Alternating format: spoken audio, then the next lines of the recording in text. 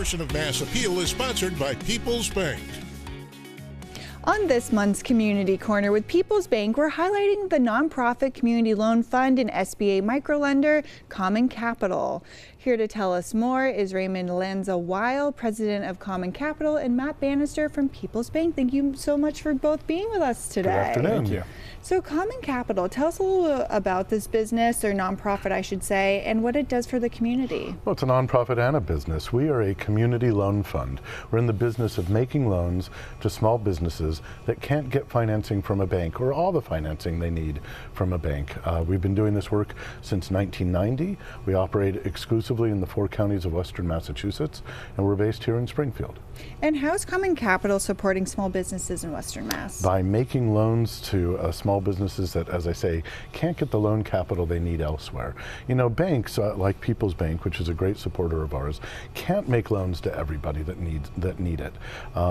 Frequently, businesses come to us either because they're brand new, or they're in the early stages of developing their business.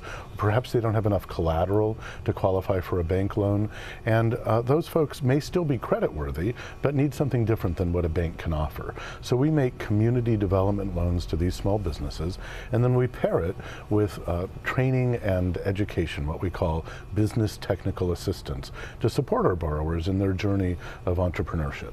Speaking of which, last year you guys provided more than 4,200 hours of training and education to nearly 400 borrowers and prospective borrowers. That's exactly right. What does that mean? What is the education that you're providing? So there's 2 things that we do now. We have a business navigator on staff, and her job is to help loan applicants become ready for the loan officer.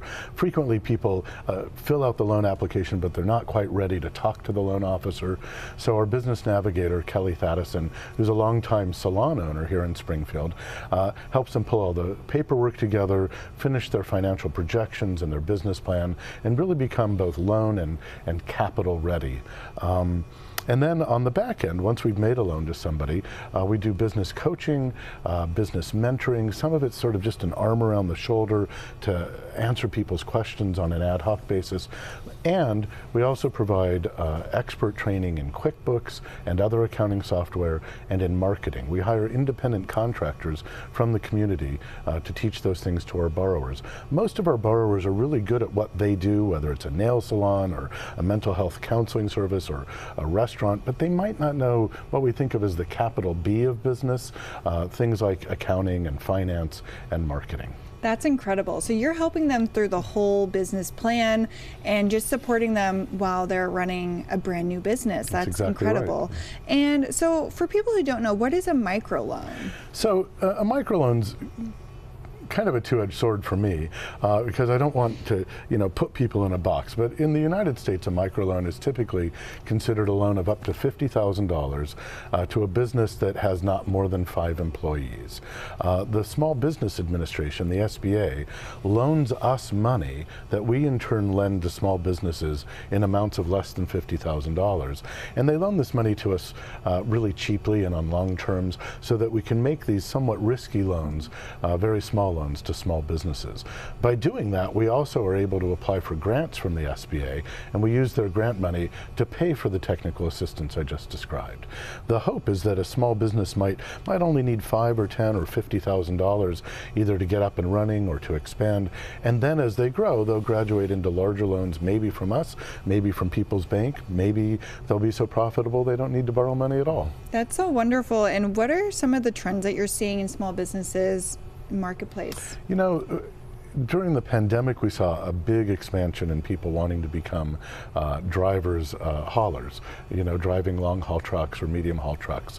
Obviously there was a big uptick in package delivery during the pandemic. So we saw a lot of expansion in that market coming out of the pandemic. That's dropped off a little bit now. The other trend we saw coming out of the pandemic shutdown was an expansion in behavioral health businesses.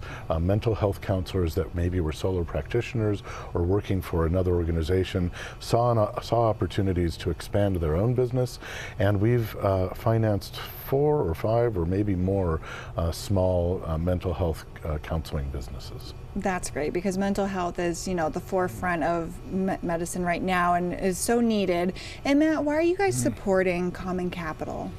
Well, a couple of reasons. One is we're a local community bank, and we are only as strong as the local economy around us. And so as the economy grows, the bank grows. And so investing in common capital is a great way for us to keep the economy growing, because one of the things Raymond said is they might be too risky for the bank to look at, or it might be too small for the bank to look at. We do make loans of all sorts of sizes, but many businesses, when they're starting out, they don't quite have the criteria to satisfy what we consider worthy of a loan. So the payback, you have to be able to pay it back, and some just can't document it even though they will be able to. And so Common Capital is able to step in, make those small micro loans so that a business can continue to grow.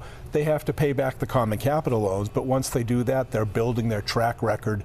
See, we can borrow money and pay money back, and so at that point they might be considered worthy of a larger bank loan, like from PeoplesBank, for instance. So it's a way for us to stimulate the economy, especially with small businesses that are just starting up and need that extra assistance to get up that rung on the ladder. And it's a really symbiotic relationship, because we're not a bank.